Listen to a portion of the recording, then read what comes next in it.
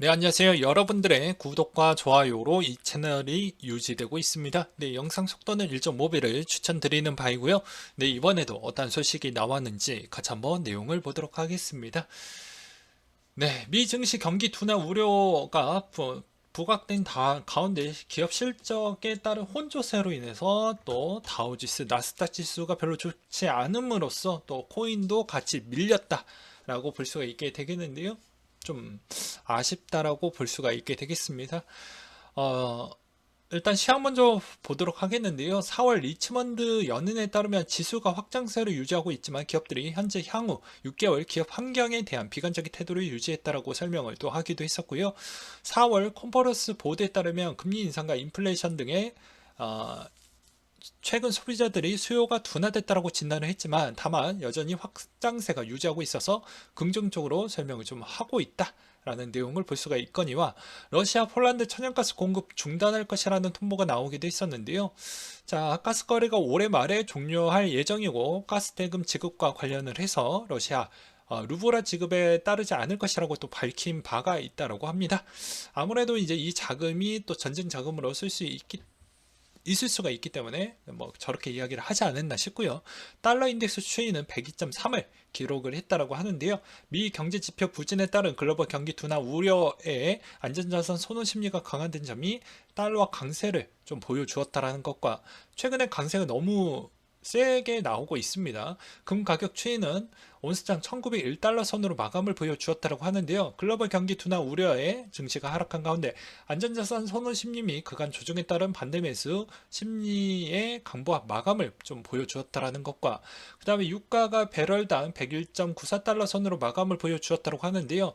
중국의 코로나 확산에 따른 봉쇄 조치에도 불구하고 중국 정부의 경기 부양책 천명으로 원유 수요 둔화 우려를 일부 해소했다고 합니다. 그리고 치솟는 물가에 미국이 일부 중국산 제품 관세 인하를 검토를 할 것 같다라는 내용이 또 나와주기도 했었는데요. 뭐 주된 내용은 백악관 대변인이 25일 기준으로 중국의 소비재 관세 인하에 대해서 계속 검토 중이다라고 이야기를 또 하기도 했습니다. 그 이유는 인플레이션이 고조되고 있는 만큼 비용이 어디서 올라가고 있는지 우리는 모니터링을 해주고 있다라고 이야기를 하고 있고요. 그 다음에 이제 이렇게 관세에서 압박을 받고 있는데 미국의 중간 선거가 11월 달에 있기 때문에 이것으로 인해서 물가를 좀 잡기한 형태로 약간의 완화를 해줄 수 있을 만한 그런 카드로 좀 만지작을 하고 있다라고 보시면 될 것 같습니다. 그리고 가상자산 거래소 고객 예치금 이자 보관 비용인가 가로채기인가 라고 해서 약간의 논란이 좀 있을 것 같은데요. 자, 보게 되면 K뱅크 예수금 이자와 두나무 예수부채 금융수익을 보게 되면 예수금을 맡겨놨는데 이자 금액이 꽤 많이 늘어났다는 걸 볼 수가 있어요. 여기에서 보시다시피 늘어났고 이자 수익도 금융수익하고 같이 늘어났다는 걸 볼 수가 있게 되겠습니다. 그래서 이제 여기에서 보게 되면 예치금은 언제 움직일지 모르는 돈인데 대출 재원으로 사용하기 어려웠는데 K뱅크도 예치금을 주로 초단기 유가증권이나 투자한 것으로 보여진다. 그러니까 어떻게 해서든 이걸 회전율을 극대화시켜서 어떻게 해서든 주긴 줬다라는 것이겠죠. 그리고 K뱅크 대출 운용 수익은 약 470억 원이었는데 K뱅크는 이 가운데 일부를 업비트에 지급한 것으로 보여지며 두나무는 사업상 이자 수익은 158억 원이다. 전년 대비 16억 원보다 10배 이상 늘어났다라고 합니다. 그래서 이제 고객의 H금의 이자 수익을 따로 지급하지 않는다라고 되어져 있었고 이건 법적으로 투자자들에게 이자를 지급하는 것이 불가능하다라고 해외 거래소들도 비슷한 상황이라고 업계 관계자가 또 그렇게 이야기를 했다라고 하는데요. 글쎄요. 라고 생각을 합니다. 그 다음으로 UBS에서 4월 사상 최대 규모 암호화폐 ETF 자금 유출이 예상이 된다라고 해가지고 크립토 연구 책임자 제임스 말콤이 그런 이야기를 했다라고 하는데요. 그 이유가 무엇이냐라고 이제 물어보니 암호화폐 너무 복잡하고 변동성이 크고 낯설기 때문에 대다수 사람들은 암호화폐에 관심이 거의 없는 것 같다라고 했습니다. 왜냐면 시장이 요새 좀 재미가 없잖아요. 그러다 보니까 아무래도 좀 출금 부분이 좀 크게 증가했다라는 내용이 또 나와주기도 했습니다. 그리고 메디블록의 5주년 인사와 비전을 좀 공유를 했다고 하는데요. 메디블록 사이트에 들어가 보셔도 되고요. 뭐 쟁글 사이트 들어가셔서 확인해 보셔도 됩니다. 그래서 해당 로드맵 부분을 따로 보셨으면 좋겠고요.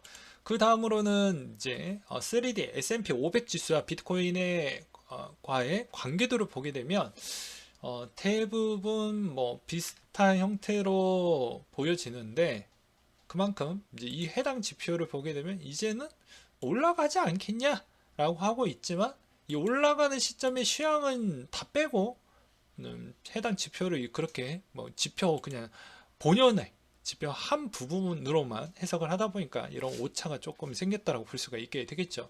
5월달에 금리 인상도 있고, 그 다음에 뭐 러시아 디폴트 관계도 있고, 뭐 여러 가지가 많이 있는데, 그거를 접목을 안 하다 보니까 뭐 일단은 해당 지표 부분으로는 뭐 긍정적으로 보고 있다라는 내용도 일부 나오고 있다라는 것과, 그 다음에 이제 코인빗에 이제 들어가서 보았더니 뭐 이렇다더라라는 그 부분을 제가 또 스캔해서 한번 가지고 와봤고요.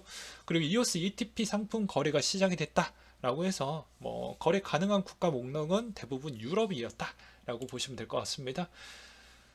그 다음으로 또 코인 텔레그래프에서 이제 전문 애널리스트 비즈니즈가 분석을 좀 해봤는데, 본인 주관적으로 주봉 차트가 앞서 50% 이상을 급락을 했던 하락 패턴이 만들어지고 있어서 약간의 조정이 좀 이어지지 않겠냐라고 이야기를 하고 있었습니다.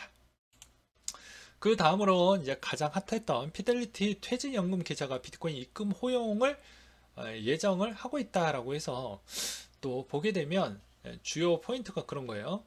자, 퇴직연금인데, 자, 이것이 중요합니다. 피델리티의 인베스트에 사용하는 23,000개 기업의 직원들은, 네, 이제 해당 401k 계좌에 이게 이제 퇴직연금인데 입금이 가능하게끔 되어져 있습니다. 그래서 퇴직금을 회사가 적립을 하면 근로자가 이를 책임할 수 있는, 운용할 수 있는 확정 기여형 DC형 연금으로 이제 대부분 미국 근로자가 노후 보장 수단인데, 우리는 DB형과 DC형이 두 가지가 있죠. 대부분 한국 사람의 이제 대기업에 또 종사하시고 계시는 분들은 거의 DB형으로 좀 많이 되어져 있다라고 보시면 될 것 같습니다. 뭐 DB형과 DC형의 가장 큰 특징은 이게 이제 일단은 이제 퇴직 또는 퇴사하기 3개월치 평균치로 해가지고 근속연수 곱하고 뭐 그렇게 해가지고 받는 부분이 있겠고요. 그 다음에 이 DC형은 내가 직접 운영을 해서 성과를 내는 시스템으로 되어져 있다는 게 가장 큰 특징이라고 보시면 될 것 같습니다. 그래서 피델리티를 통해서 노후 자금의 최대 20%를 비트코인으로 입금할 수 있다라는 내용이 또 나와줌으로써 상당히 이제 이슈화가 많이 되었지만, 이게 뭐 이번에만 뭐 그랬던 게 아니죠. 2018년도 때부터 계속 진행을 했었고, 해당 블로그, 제 블로그에서도 그런 내용을 또 적어서 쓰기도 했습니다. 그리고 이제 뉴스는 좀 늦게 나왔죠. 네, 이게 뉴스에서 나왔던 내용인데 뉴스는 좀 늦게 나왔다는 거. 그 다음으로 베이조스가 아마존 베이조스가 중국의 트위터 영향력을 얻을 수 있지 않겠냐? 트위터 인수에 따른 조롱을 좀 많이 하기도 했었는데요. 이게 이제 여러분들하고 또 관계가 있습니다. 요새 이제 보게 되면 미국의 다우와 또 나스닥, 그러니까 정확하게 미국 지수 자체가 좀 많은 영향을 끼치고 있는데, 요새 코인에 내려갈 때는 또 커플링이 오살락이 또 잘 맞잖아요. 근데 테슬라가 시총이 높아요.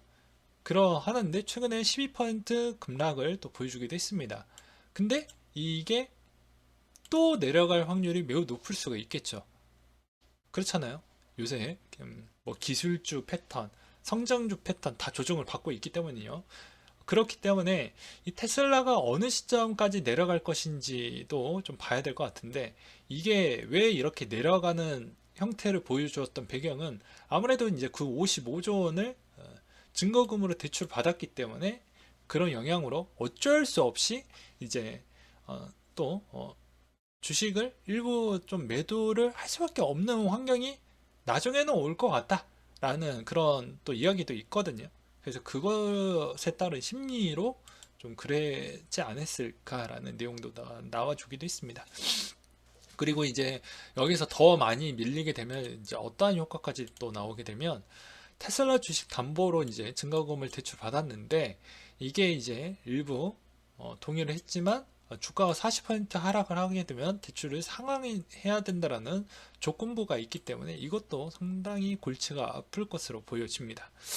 그래서 이제 또 지수가 별로 좋지 않으면 또 코인도 별로 좋지 않을 것이고 또 테슬라가 또 많은 조종을 또 받게 되면 또 어떻게 보면 비트코인에 따른 또 언급 부분도 어떻게 또 바뀔지 또 변수가 있을 수가 있기 때문에 그런 이야기를 또 하기도 했었거니와 그 다음으로 이제 요 내용을 한번 가지고 와봤는데요.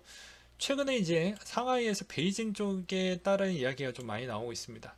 자, 베이징 시민 90% 검사 계획을 갖고 있고 그리고 현재까지 380만 명 검사 1명 양성이 나왔고 헬스장 영화관 비필수 지역 봉쇄 예정이고 노동절 휴일 이동 금지 공고입니다. 참고로 이제 5월 첫째 주까지는 중국이 노동절로 쭉 쉽니다. 그리고 상하이식 락다운을 피하려고 노력을 하고 있다고 하는데요. 제 나름대로 한번 정리를 좀 더 해드린다고 하면 일단 첫 번째로는 저는 이렇게 생각을 하고 있습니다. 기존의 항저우 아시안 게임도 조만간에 있고 예, 그곳으로 인해서 어떻게 해서든 최대한 좀 제로 코로나 형태로 좀 유지를 하려고 하는 모습이 있다. 대형 행사가 좀 많이 있기 때문에 그 다음으로 이제 중국에 이거 말고도 큰 행사가 두 개가 있습니다. 그렇기 때문에 아무래도 이제 그 시진핑 주석이 어떻게 보면 장기 집권을 하기 위한 측면으로도 이게 또 중요한 또 평가로 또 성과로 볼 수가 있기 때문에 이 영향성이 있거니와 그 다음에 이제 세 번째로는 또 이렇게도 볼 수가 있습니다. 아무래도 이제 왜 이렇게 뭐 아파트에다가 뭐 바리케이트를 치우고 뭐 이렇게 해놨다라고 하잖아요. 여기가 아파트라고 하면 네.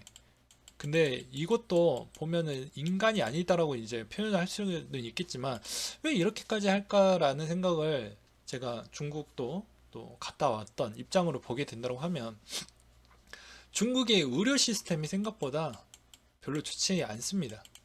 그러다 보니까 이게 사람에 대한 그런 어떻게 보면 이런 의료 체계가 좀 부족하다 보니까 아무래도 이게 한번 감염이 되고 그 다음에 사망자 추이가 생각보다 좀 많이 나왔기 때문에 이게 기하급수적으로 풀리게 되게 되면 이게 체제가 잘 유지가 안 될 것 같다 보니까 아무래도 강도를 제로성으로 가져가려고 하는 이유가 그런 거라고 보여지고요. 그 다음으로는 아무래도 해당의 병원에 있는 병원 수도 부족하고 그 다음에 그 입원 병원에서 뭐 격리나 환자를 뭐 받을 수 있을 만한 그런 인구수 대비 그 해당에 있는 입원할 수 있을 만한 그런 장소도 많이 부족하기 때문에 어쩔 수 없이 좀 파격적으로 저런 형태로 뭐 진행을 했다라고 보는 게 맞을 것 같습니다. 그래서 이 부분이 생각보다 조금은 기분은 나쁠 수는 있겠지만 다 이유가 있게끔 하는 이유가 그런 것이다. 근데 뉴스는 생각보다 너무 자극적으로 나가는 부분이 있겠죠. 그래서 뭐 이거는 또 생각의 차이일 수는 있겠지만 저는 어느 정도는 납득이 되긴 하더라고요. 왜냐하면 병원이 생각보다 너무 작고 너무 노화가 많이 됐습니다. 네. 그런 측면이 좀 없지 않아 있었고요. 그 다음에 이제 주기영 대표가 여러 가지 이야기를 또 하기도 했었는데 지금 보게 되면 뭐 거의 다 뭐 좋은 이야기만 많이 했는데 포인트만 제가 설명을 좀 드린다고 하면 이번에 마이애미 비트코인 컨퍼런스에서 들었던 내용으로는 현물 ETF가 1, 2년 내에 될 확률이 매우 높다라는 이야기가 좀 있기도 했습니다.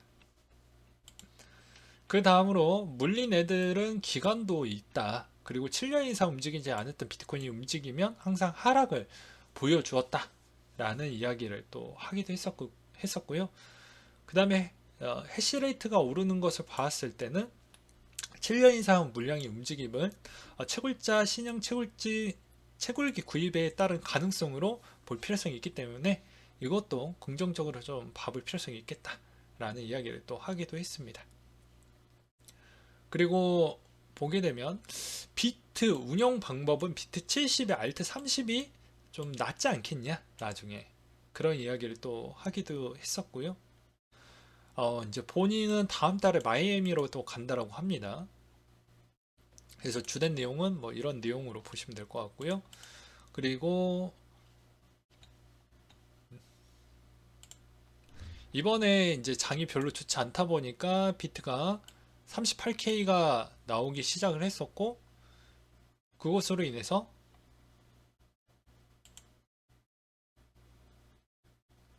네 그것으로 인해서 오히려 2억 7천만 달러 청산이 좀 발생을 했다라는 걸 볼 수가 있게 되겠죠.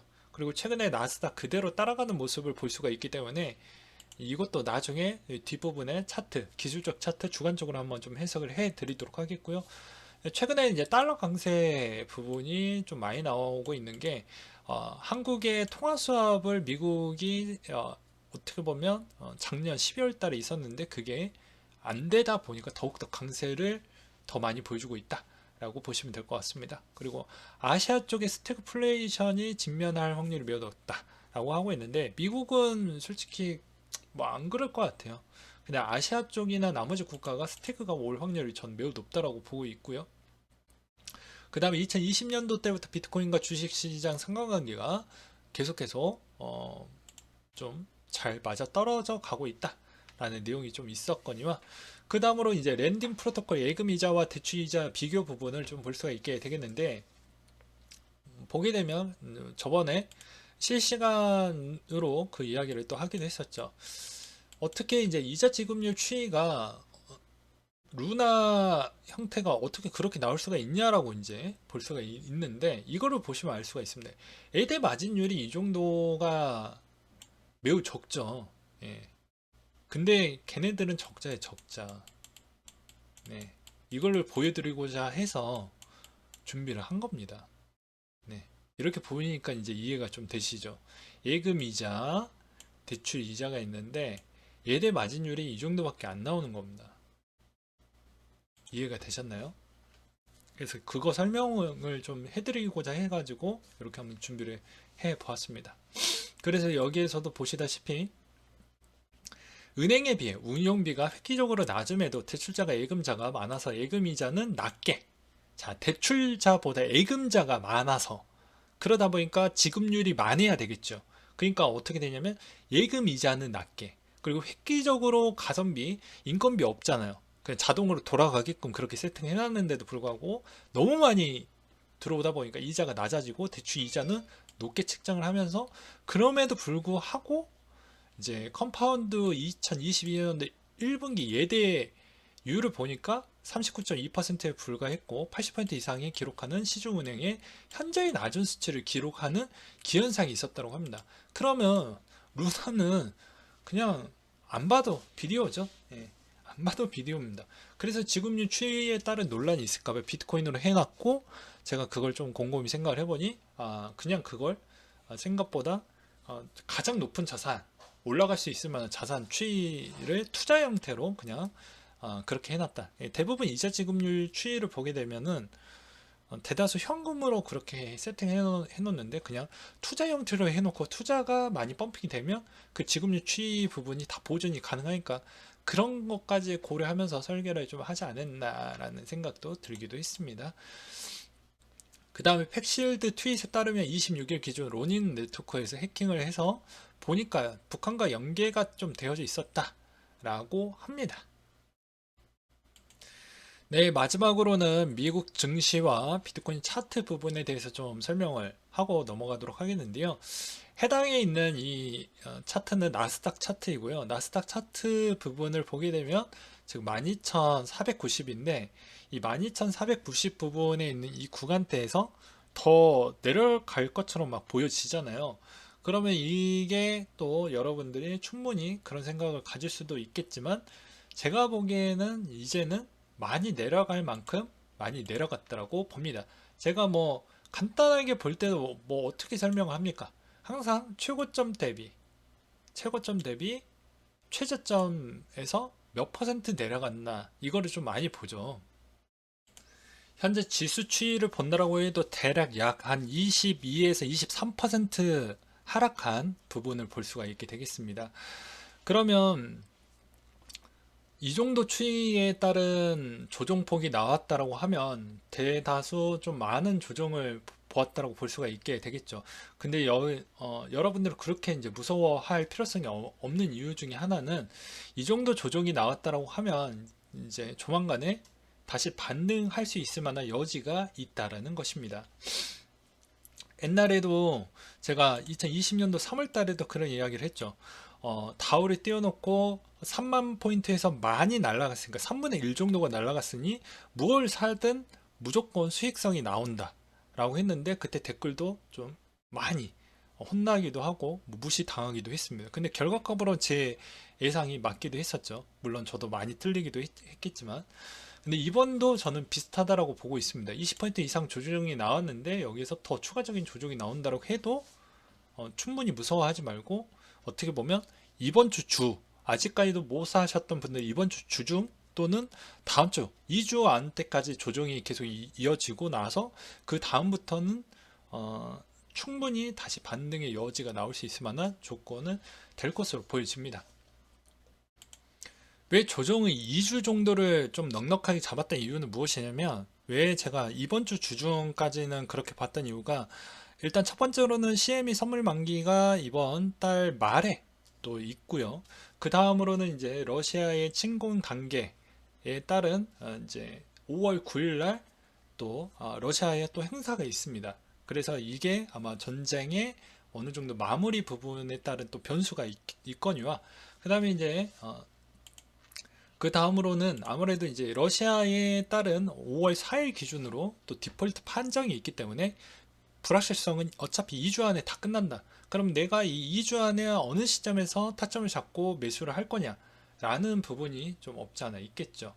그렇기 때문에 저는 오히려 뭐 금리 인상 부분도 또 있고요. 그래서 그런 것까지 전체적인 고려를 해봤을 때는 아무래도 이번 주와 그 다음에 다음 주가 가장 저렴한 패턴 구간대고 그 이후부터는 계속 회복세를 보여줄 것으로 보여지기 때문에 무서워하지 말고 적극적으로 아직 매수 안 했던 분들은 들어오는 전략이 전 나쁘지 않는 전략이라고 전 생각을 합니다. 네, 그리고 이제 비트코인 차트를 보게 되면 되게 좀 많은 조정을 보여주고 있긴 하지만 저 어느 정도 조정 부분은 저는 2주 안에 끝나는 형태로 저는 보고 있기 때문에 물론 저의 주관적인 생각입니다. 그 다음으로 또 비트코인 도미넌스 추이를 또 본다라고 해도 네, 본다라고 해도 계속 41.4에서 계속 왔다 갔다 왔다 갔다 놀고 있기는 하지만 어차피 알트는 조금 더 위험할 여지가 있기 때문에 웬만하면은 조금은 주의를 하시고 좀 어떻게 보면은 기존에 좀 시총이 높은 코인들 위주로 를 관심 있게 좀 접근하는 전략이 가장 좀 안정적으로 하는 거 아니겠냐라고 설명을 드리면서 오늘 방송 이렇게 좀 마무리를 지어보도록 하겠습니다.